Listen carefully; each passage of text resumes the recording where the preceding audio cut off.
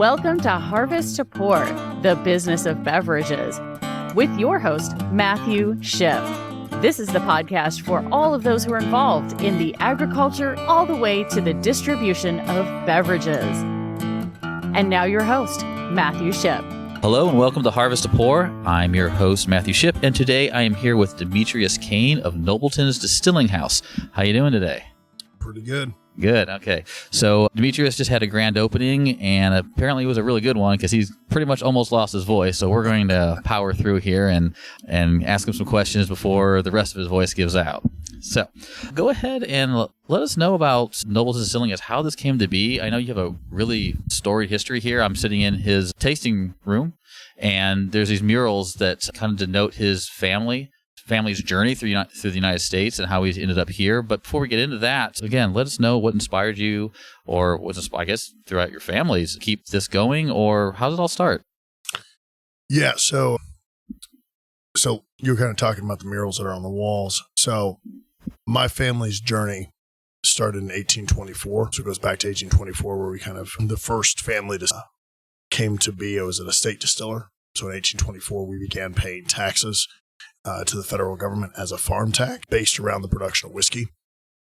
And that was here in the state of Missouri. 1824, we left the state, moved west, headed to Oregon, where we continued the practice. It was a practice that we had actually started in England prior to coming to the United States, but that's a history that goes back to the 1500s, where our yeast comes from. So we use one strain of family yeast and passed down, and every family distiller ever since the beginning has inherited that yeast, and we use that same yeast today. One yeast strain. We don't differentiate between different mash bills. One yeast strain. And so that's kind of where it started. Fast forward to my childhood. As we state, everything's in theory after Prohibition. And so my childhood, I was, told about all this history and all this lineage, and I inherited all of the books and manuals and the farming knowledge and everything there. And so I continued, in theory, studying it. And fast forward until my mid-20s, my wife and I, here on our farm, we'd bought a few farms here in Missouri, and we decided, it was time to kind of chase after the family lineage. And so that's kind of what started it. So. Okay. So you bought the farm, and then you continued what your family had done with the distilling on the farm? We didn't do anything until we legally acquired our license. And so we started with the farming side of it. And so all the grain that we use is heirloom varietals that I inherited. Uh-huh.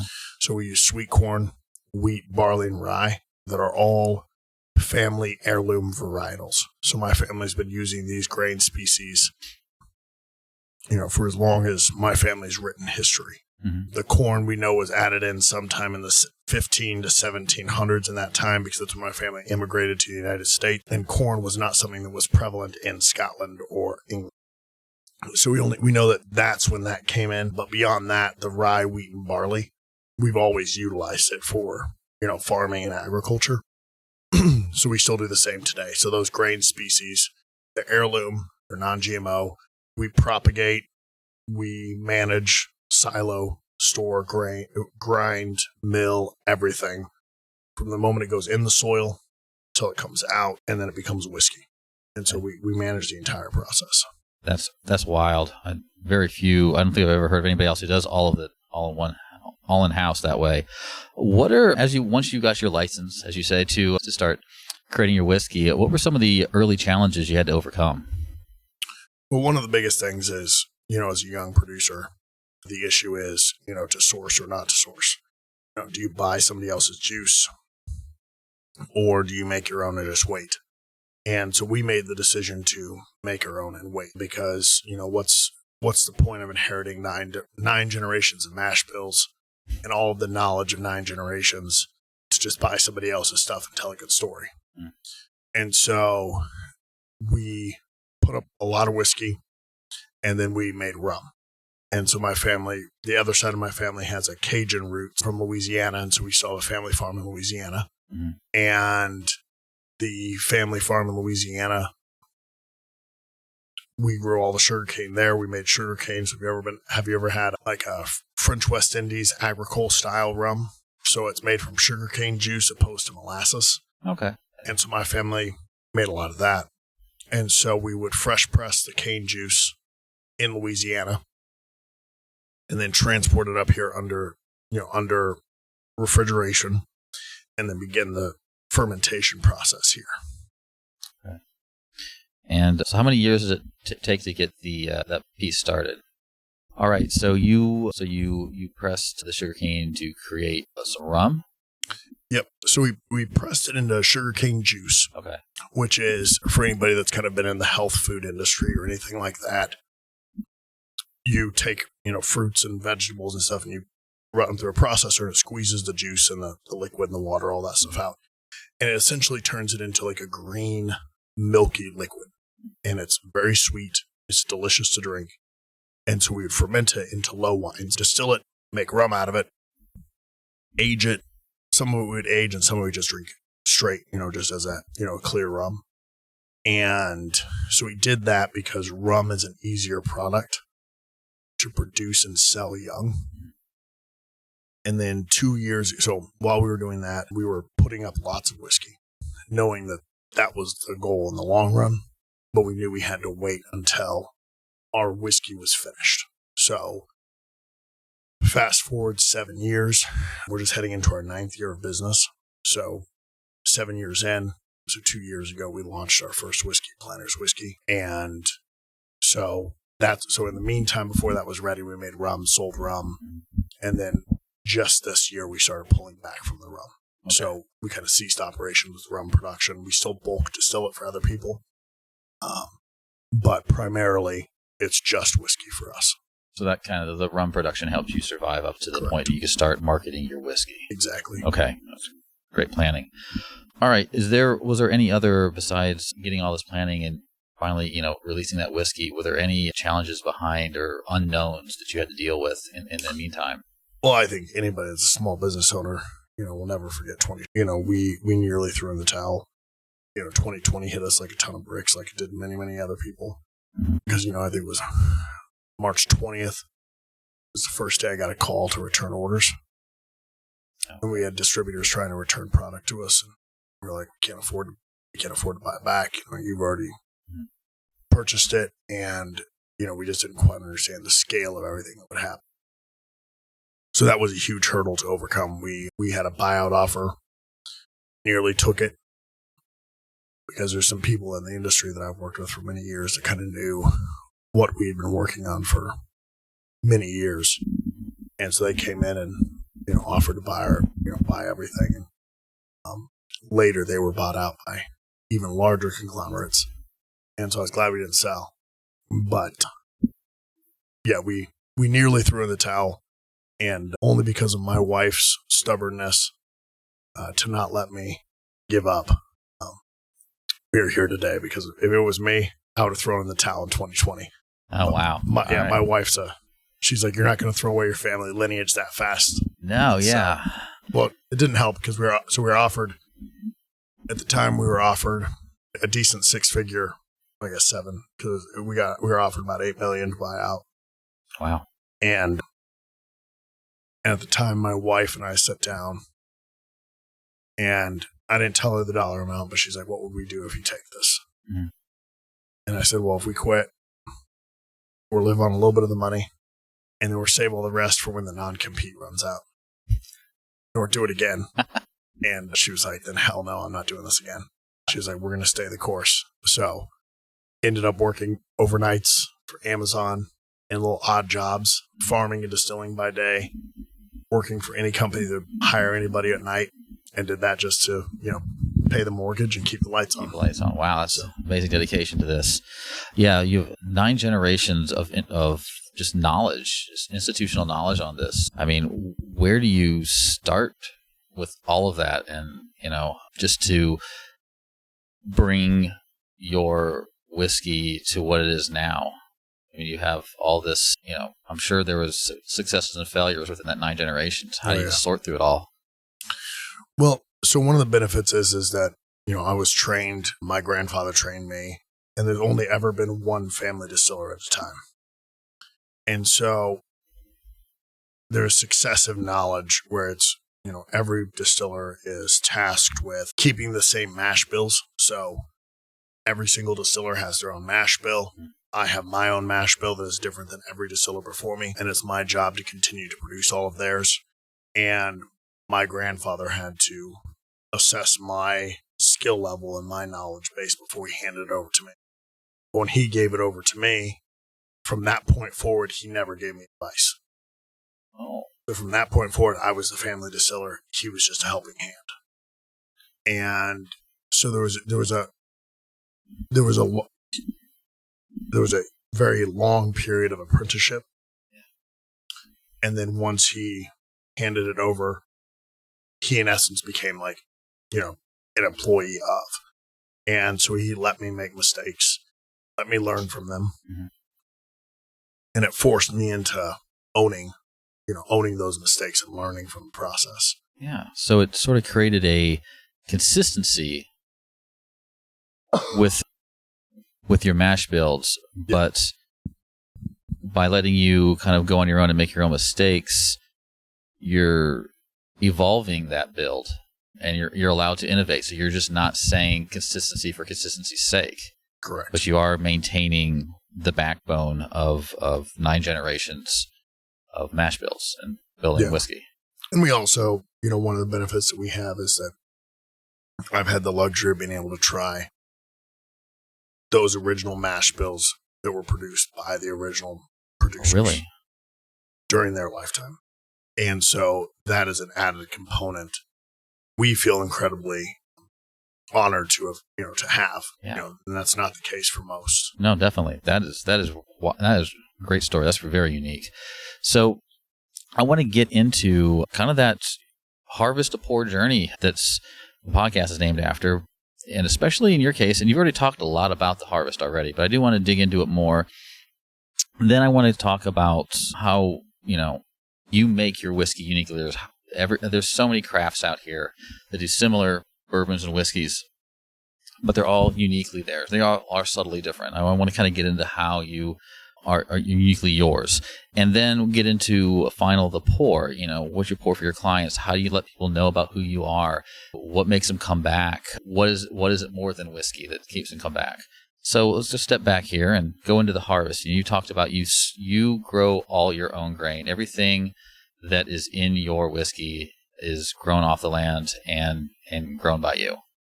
Is that correct? Correct. All right. What are some, I think when we talked earlier, you mentioned that you have different plots all over the United States and even in Canada as well. Yeah. So we lease 15,000 acres in Saskatchewan. We don't own it, but we have a strong family tie up there. So we lease land from them. They own the land and we do the management of the property. So we have farming partners that manage that for us. And so those farmers, I come up every year, work with them in the springtime to get planting. We go through and do like the soil mitigation studies. We look at, how fertile the soil is. So we don't practice traditional farming. We practice what's called regenerative agriculture. Mm-hmm. So we do a mixture of cover cropping, no-till seed drilling, and then grazing. So if I have 100 acres, I don't plant that entire 100 acres in, for instance, corn this year. I would plant 25 acres in corn. I would do cover cropping on 25, and I would do cover cropping and intensive grazing, rotational grazing for cattle on the other 50.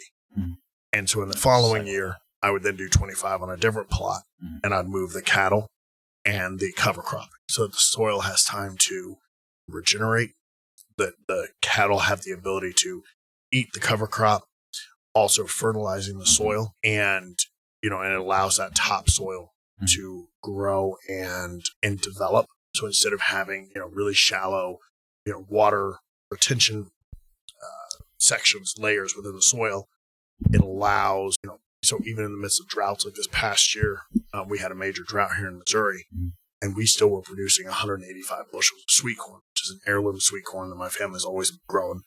And the GMOs right on the farm next to us were barely getting 10. And my corn doesn't produce 10, 15 ears per stalk, or 5 or 6 stalks. heads per stock. It's 2 years per stock. 2 years, This wow. is heirloom. So heirlooms don't do that. No. And so to still be able to pull 185 in a bad year was a huge accomplishment for us. Mm-hmm. And that's what we do with every type of, whatever we're growing, we take it from the same route. So not only do we grow corn, wheat, barley, rye, we also raise cattle, which takes care of our spent grains, mm-hmm. and also helps fertilize our fields naturally. And then we spend a lot of time, I'm a water nerd, so I spend a lot of time looking at nutrients and the mycelium mats and all of these things in the soil in order to ensure that the plants have the proper nutrients to uptake the water and the nutrients in the soil. Because, if anything's out of balance, just like our own bodies, if anything's out of balance in our chemical structure, in our nutrients and all these things, you can't properly uptake the stuff you need. And so we look at it from the same perspective with plants and animals. That's great. I've been listening more to regenerative agriculture, and it's really a walking back of using very old and traditional well-tested methods. And you were talking about the soil biome, which is growing and growing in popularity. When I was doing research and leaving research, the whole soil sciences was really picking up. They're really rediscovering, in fact, when restudying soil biomes and the communication that happens between them. But yeah, and then you said the drought is the biggest one. In fact, it almost works as from what I remember reading, works like a natural pesticide almost. Yeah. You have the pressure, the water pressure, the trigger pressure in the plant that's so high because the plant is so healthy that certain insects will not try to eat on it because the pressure of the water coming into them. Remember, the size of an insect is very small, and it's like biting into a fire hose, and they will not eat it. They'll go find a weaker plant to do so. Mm-hmm. Yeah, and that's fascinating because the other thing is too is, once you start cultivating instead of using pesticides to get rid of the bugs, you end up developing an ecosystem mm-hmm. that it's like, okay, so this year we have a bad, we have XYZ beetle or fly or whatever comes through the cornfields, and well, the next year you're going to have a increase in their predator, mm-hmm. and so over time, we've been doing this for over 18 years on our farms. You begin to see the reestablishment of an ecosystem mm-hmm. where you don't have imbalances. Now, yes, we lose a little bit more corn to pests. Mm-hmm. But I'm also not spraying it with something that could get to my whiskey. Mm-hmm. Also, it's like I'm very comfortable to take ears of corn from my field and throw them on my grill at night without having to wash them. That's nice. Because there's nothing on it. Nothing to wash off. And that's kind of how we look at everything. Mm-hmm. It's like, the flour we make to make the bread at home is the same flour that we use, the same wheat mm-hmm. that we use to make whiskey. And so, that's kind of like our entire guiding principle is use super high quality ingredients that have been passed down through generations and employ them in such a way that the flavor and the uniqueness of them stands out. And I want to get into the benefits here in a second of growing your own, harvesting your own, and using regenerative technologies. Now, you have a lot of different plots of land, so I'm assuming communication is paramount. So how do you, you're not the one out there but you're not that one out there planting constantly and being all places at once within a degree. Yeah. And I'm assuming as this business grows, that's going to happen less and less. So how do you handle the communication between all of this, and how important is it to you? Well, so I've never really been a big fan of the employee-employer method of businesses. I tend to fall more down the line of partners and partners. So we have farming partners who help me operate and manage our farming, and I help them with logistics and storage. So I go out and I help plant, I help harvest, I help, truck the corn back and forth, wheat and barley back to our grain elevators and all this. But what we do is, instead of employing them by being an employee, most of the time they're the ones that own the land. And what we do is we come in and help them with the regenerative agriculture side. So we lease the property from them and we pay them a greater return per acre than what the market can give them.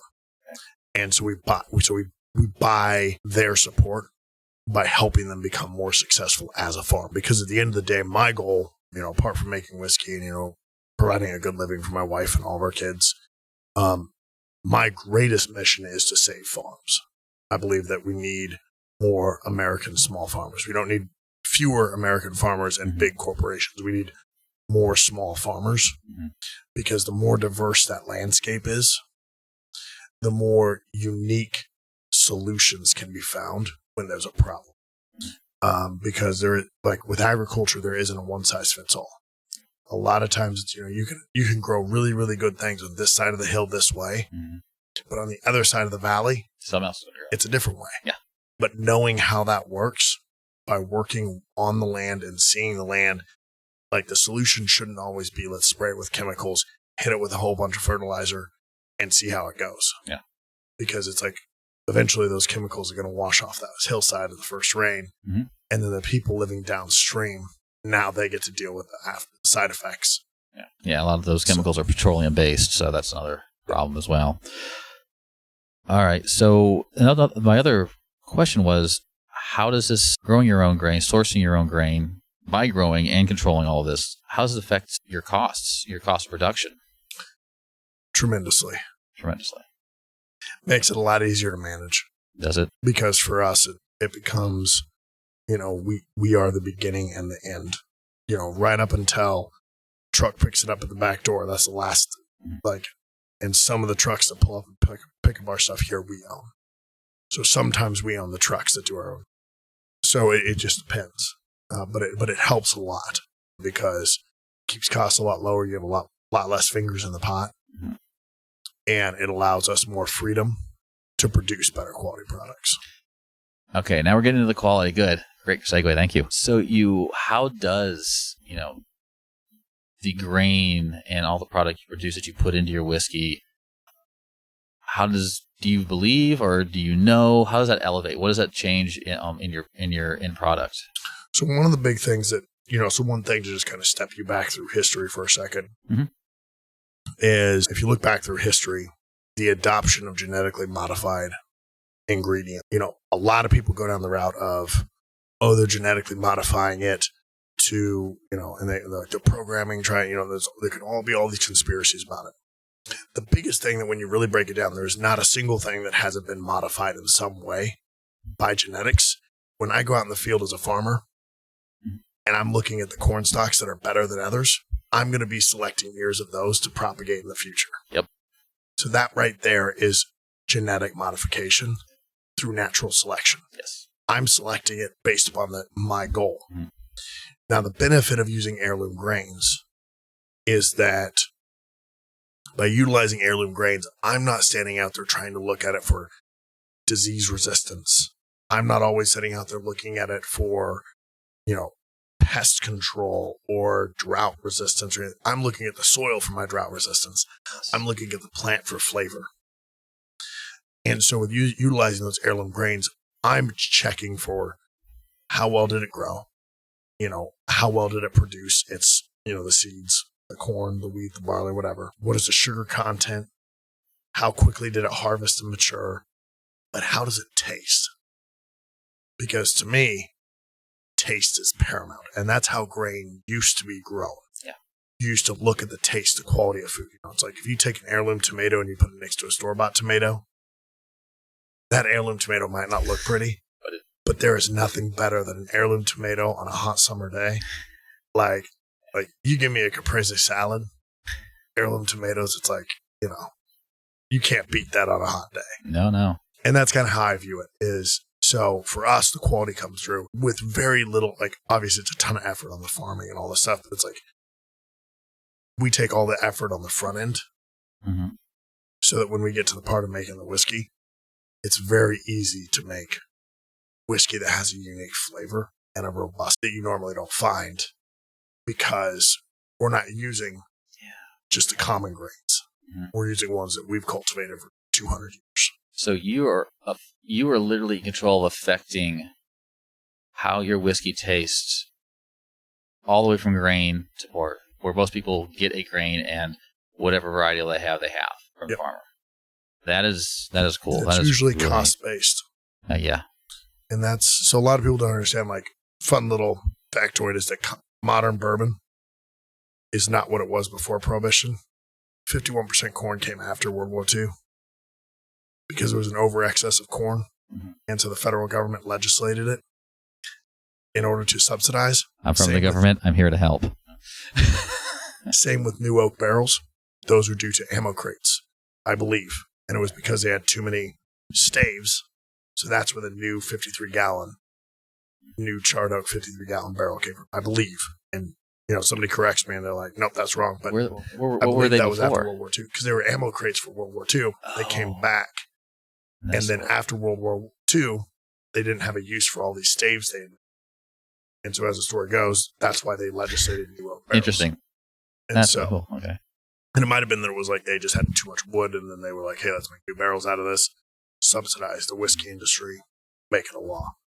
So I'll go off on a little tangent too. You were talking about being able to control, because you're controlling for the taste, because you're right there for your grains and how it affects your whiskey. And for the longest time, just general research has always been pushing towards yield, to the point now that research just down the road from us in St. Louis, they're pushing research on re-identifying the robust qualities of certain grains because these high yield plants can't survive very well. Yep. So the researchers are literally flipped. They're growing fields of heirloom varieties, harvesting them, doing the genetics, and trying to figure out what's missing. Yeah. So I wonder if they owe all those farmers they were suing back in the 90s an apology. Yeah. Was one of them. So this is some nonprofit research that's going on with that right now. But yeah. Anyway, they should get some of that nonprofit money back to the farmers they sued. So not to start a problem here. I worked on both sides of this, so I just thought that was really interesting that you talking about how much you're controlling for, and they're trying to figure out how to put it back in now. Well, and I think that's the thing is foresight. It's like hindsight is always 20/20. It's like you always know what you should have done, and I think that's kind of like the entire agricultural industry right now. It's like everybody kind of knows what we should have been doing all along, because when you start looking at soil and you look at agriculture around the world, it's like we've gotten so heavy on the consumerism side that we've depleted the natural resources. And quite honestly, it's like if you look at the consumption of goods, we're depleting the resources at such a high rate that, our ecosystem can't reproduce. So, yeah. I don't know where I was going with that. We all got off a little tangent here, but that's fine. This is fun because this all plays back into your business and how you're creating what you're creating. So just a little more into the pour. So we talked about the challenges of your creating your own material, growing your own communication, what pieces you're giving in with kind of the logistics and the storage and the knowledge. So when it comes down to further getting to the distilling and the mash bills and what you're creating now, what are you doing differently to make this unique? We're looking in the warehouse, the distilling room, and you make your own stills. Yeah, so we make all of our own stills, and it's kind of just based off a personal study of distilling and separation techniques. It's something that really fascinates me. It's just how alcohol has a lower boiling point than water, and it's like how do you efficiently separate it. My wife's a biochemical engineer. I'm a agronomy botanist. I love chemicals, and so I'm a very detail oriented person that loves art, being creative, and all this stuff. But for me, creating whiskey is a science. It's a expression of art, but it's a very specific science because you're creating a chemical. And understanding, and I'll kind of back into the family knowledge and I'll kind of work forward for a second, is one of the things a lot of people ask me, like, what is my position? What am I? A lot of people throw out, when you work with a lot of, especially small distilleries, it seems kind of like anybody that has money and starts a distillery immediately becomes a master distiller. It's never made sense to me, but to each their own. By position, I would be kind of the head distiller, but the way my family's always kind of viewed it is I'm just a steward of my family's lineage and knowledge for this generation. And when I believe that I've reached perfection, when I've finally perfected a barrel to where it's like I taste the barrel, I'm like, that is perfect. Then it's my time to have trained somebody else, and I give the keys over, and I'm done. And so, so I have 5 kids. Hopefully one of them, they're all, they all learn and they all come in and work with me. But there's a lot of knowledge there that comes down. One of those pieces is that it's not my job to be creative. It's my job to follow tradition. So my job was breaking down when my wife and I, we started going through all of our whiskey samples and everything, everything that we have. We created chemical fingerprints for every one of our distillations. So I can tell you the exact chemical, makeup of each whiskey before it goes in barrel at every aging statement to know if that whiskey is staying true to the original whiskey that was produced. So we do that because anybody that studies biology knows that you lose taste buds. If you have a chemical imbalance, the flavors I taste today might be different than what I taste tomorrow. And so in order to reduce the peaks and valleys of taste. So what else makes your whiskey uniquely yours from everybody else's? Yeah, so I'd say one of the big things that we kind of hang our hat on, and here when we pour some of the whiskey, we kind of try through it, is so we do a 48-day fermentation. How's that different? Most distilleries are 2 to 3 days. Okay. And it's just for efficiency's sake. But we have a tradition in our family, as most distillers did prior to Prohibition, was that you would harvest the grains, especially for farm distillers. You would harvest the grains end of October, start them fermenting, but you would not begin distilling until your barns started getting cold. Your warehouses started getting cold, because you wouldn't waste the wood or the heat to heat them up while the weather was still good. And so you ended up with a much thicker, more viscous whiskey, because the long chain fatty acids had the ability to fully mature. And so that's one thing that's pretty unique about our brand. We didn't know that was different until we started selling whiskey. And then we found out after the fact, comically on a podcast as well, when the person that we were talking to, they were like, "And you do what? Explain this to me." Because for us, we assumed everybody did the same way. So that was something that's a pretty unique piece of our whiskey. Interesting. Okay. Yeah. So the longer chain fatty acids give it more of a silkier, thicker palate? Correct. Okay. Yeah. All right. So the first one that we're going to pour here, this is our standard 100 proof. So this is a blend of different ages. The youngest being 5.5 years old. And proof it down to 100 proof because that's kind of where my family always drank it. And so my family before, and the reason why we picked 100 proof was because where my family always proofed the whiskey, as they said, add water until it goes cloudy. So until it looshes, and then add less. And so that's the whole goal, is you add enough water so it doesn't go cloudy, and that puts it right at that, between 47% alcohol to 100 proof. And so we pegged it at 100, and we've just kind of stuck with 100. That's cool. So, all right, let's try this out. So if you look at the viscosity, really big legs. Yeah. Wow. All right. It's nice. Doesn't burn your nose hairs off like some. That's awesome. That's a nice even feel. I like that. Sweetness up front. Yeah, sweetness up front. A little bit of rye spice in the back. Yep. But it's not overbalanced. It's not burning. Just kind of gives you a nice, good hug. Yeah. You're exactly on for that. That's great description. It's really good. One of the things that we kind of chase in the Planters brand. So one of the flavor compounds that we always look for is fig, dried fruit, fig Newton, and cherry cola. It's little cherry notes of those. And a lot of people, why do you chase that? And for me, it's because that's what I eat when I'm harvesting. Is when you what? That's my favorite snack when I'm harvesting. The only time I buy fig Newtons and cherry cola is when I'm out in the field harvesting during harvest season. Ah, okay. And so for me, it's barrels that are perfect. You can taste a little bit of harvest magic in them. Ah. So yeah, some some pattern memory built into this. That's really cool. I like what people make and why they make it. It's just so neat. Always such a neat story. So we just kind of look at those legs. I know.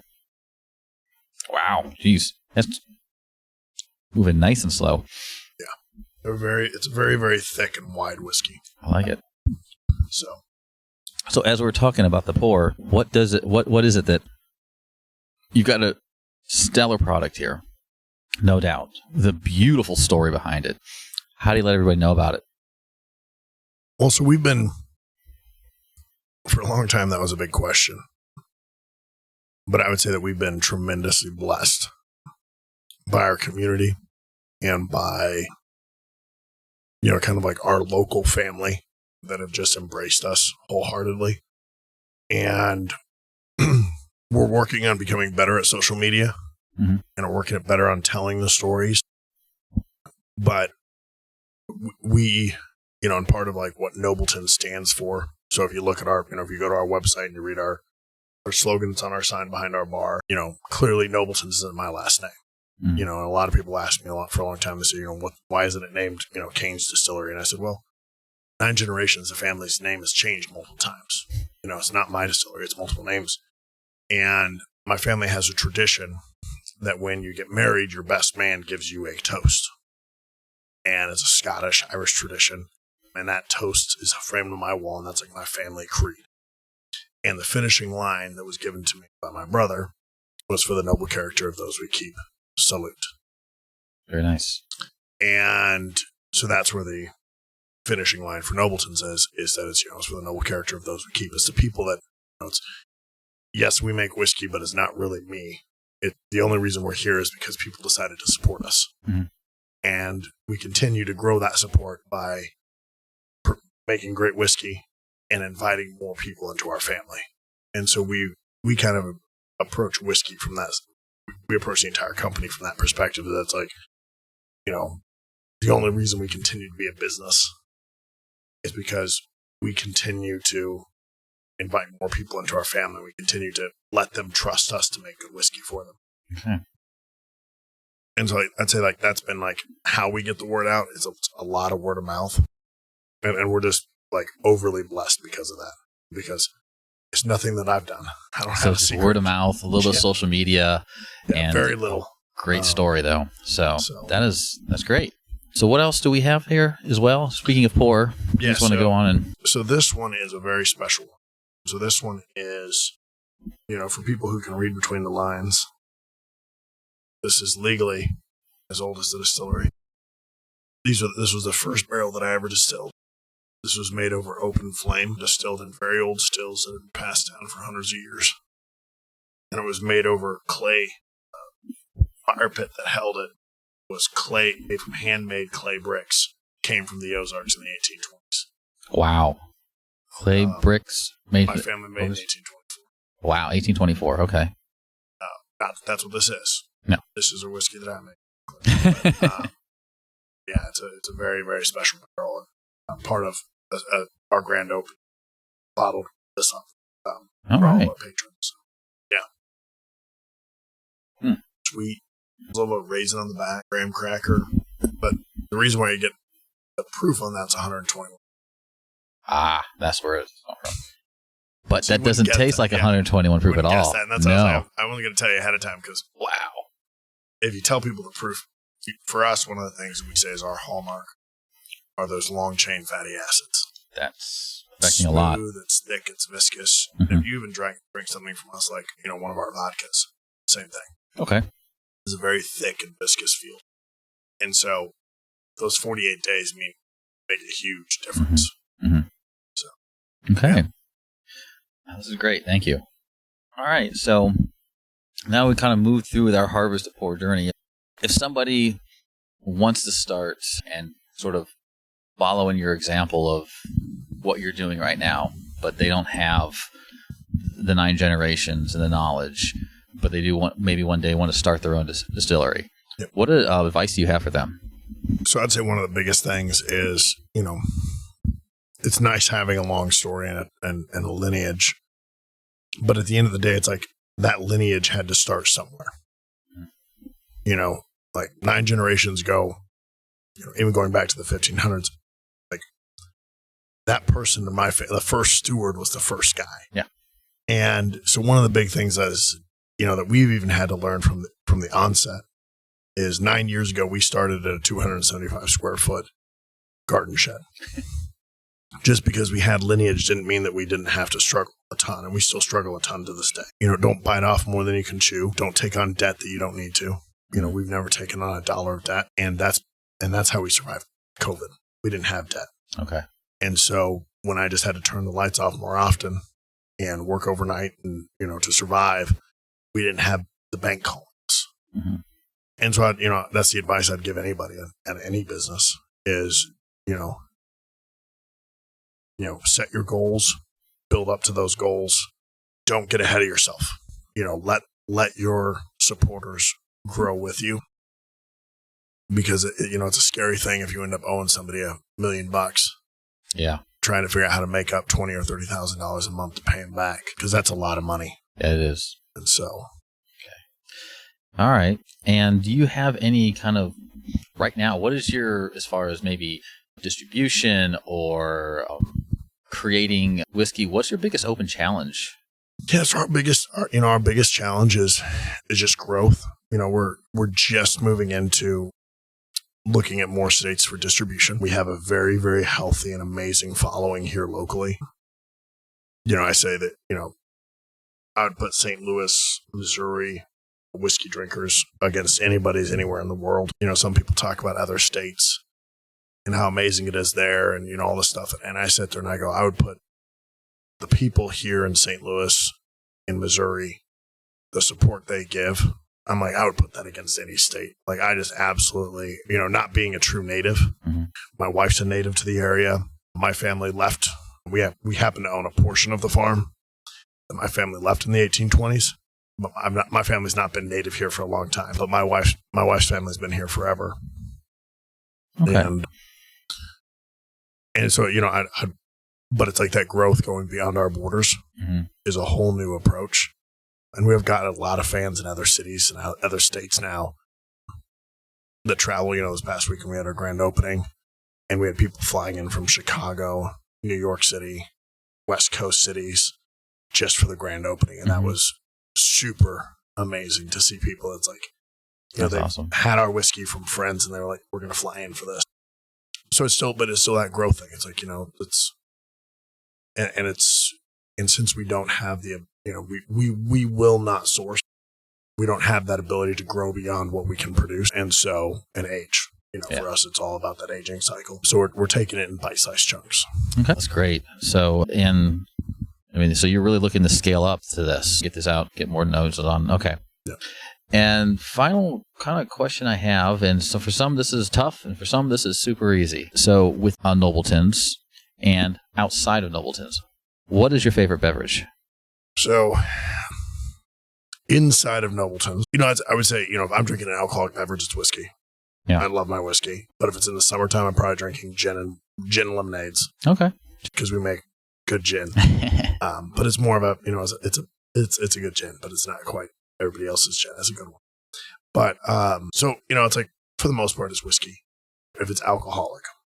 But if it's outside of the alcohol spectrum, mm-hmm. I love coffee. Coffee. Yep. Sorry. Okay. Not having a voice does not help. Yes. And All so right. I spend a lot of time. I love roasting beans. I only drink 1 cup of coffee a day. That's a very small cup. And so my wife always harasses me about the effort that I put into making that 1 cup of coffee. But I make my own little contraptions for brewing coffee. Like, it's just a meticulous thing for me. And we have our own dairy cows on the farm. Okay. So I make my own special creams, and I separate different fat contents. And I think coffee is one of the, one of the most amazing. It's like one of the humblest and also most extravagant drinks that anybody can consume, because it comes from something that's like, this is like one of the most humble fruits, and if you ever had a actual coffee cherry, yeah, like the cherries are just like fermented coffee cherries. Good stuff. Like I would die on coffee, on coffee cherry wine. Like that would be my last alcoholic beverage I'd have. But to me, just like the richness in coffee and like understanding the proper like roasting techniques and I would say, it's like I can go on and on. You not only do you source everything, you only roast your own coffee to the point of 1 cup per day, 1 roast. So, yeah, that's a little absurd. It does speak to all of this we're sitting in, though. It really does. So, well, it's like at my home, we don't have internet. Yeah, we don't have TV. My wife and I, it's like we joke that it's like we're the most boring people because we have our own like private book club. Mm-hmm. She reads her book, I read my book at night. Like that's what we do. Like the kids are in bed and we read a book together. Like she's reading her book and I'm reading mine and we're like sitting here and then we discuss them. And it's like, and she's just like, this is the weirdest thing that like nobody does it this way. But that's like why in the morning, it's like, I get up at 4 a.m. and I'm like, I don't have anything else to do. I'm not going to turn on the TV. I don't have, it's like I grab my book and I sit down and roast my coffee beans. On the front porch. Okay. And then I make my coffee right there. I've settled that. I've gotten to the point where I pretty much settled on that pour over coffee is the greatest way to make coffee. Oh, yeah. Some people will disagree with me, but there's just something so natural where it's like, I could have been doing pour over coffee 1,000 years ago. Yeah. And it's just something like, I make a pour over, which is a flash brew, which is a iced coffee for my wife every morning. Okay. So, yeah. Yeah. And it's funny because my wife doesn't even drink coffee. Yeah. So you're talking like, so my wife's like, you go through all this effort just to make 1 little cup of coffee for yourself. But I'm like, I'm allowed to be able to go through all this effort because it's only 1 cup. Imagine if I had to make 2 cups. Oh, man. Yeah. So. All right. So do you have any events or promotions or anything coming up here for Nobletons? So at the moment, we tell everybody keep an eye on our social medias because when we launch barrels, we have barrel picks coming out in February that are, our barrel picks sell out within about a day. Mm-hmm. So we tell everybody, if you get an opportunity to get one, if you ever want it signed, swing out to the distillery. We'd love to sign it for you. If we happen to have a sample bottle at the distillery, I'm all about pouring those out, pulling them open, let people try them before they have to open their own bottle. And then also, because our grand opening was this past Saturday, we are now open Fridays and Saturdays to the public. We do tours, tastings, just come hang out. We have a very relaxed atmosphere where it's just come in, have a cocktail, hang out, read a book. We don't have TVs in our tasting room, so it's pretty quiet.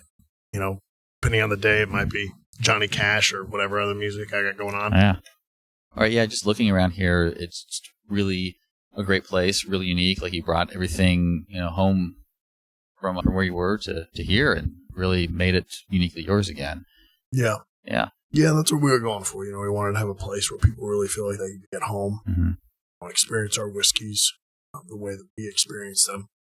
And it's just something that's special to us. We wanted to create a unique experience that's not surrounded by technology and surrounded by all this stuff. It's like, take a second, come in, sit down, enjoy a cocktail, read a book, some of the stories, and share your own. Yeah. Well, Demetrius, I'd like again, thank you a ton for your time. This has been really great learning all about the history of Nobletons, how it came into be. And again, guys, come on out here every Friday and Saturday. Brand new place, looks beautiful. Try out some of this stellar whiskey. I had some. It's wonderful, and come out and enjoy it. Now you know a lot more about it, about this nice long chain fatty acids. I should know this by now. And just, now you understand more about it, you have more to appreciate about it. So again, Demetrius, really appreciate your time. Absolutely. Thank you. And thank you. Thank you for listening to Harvest to Pour, the business of beverages with Matthew Shipp. Check the show notes for our guest contact information and connect with Matthew Shipp on LinkedIn today.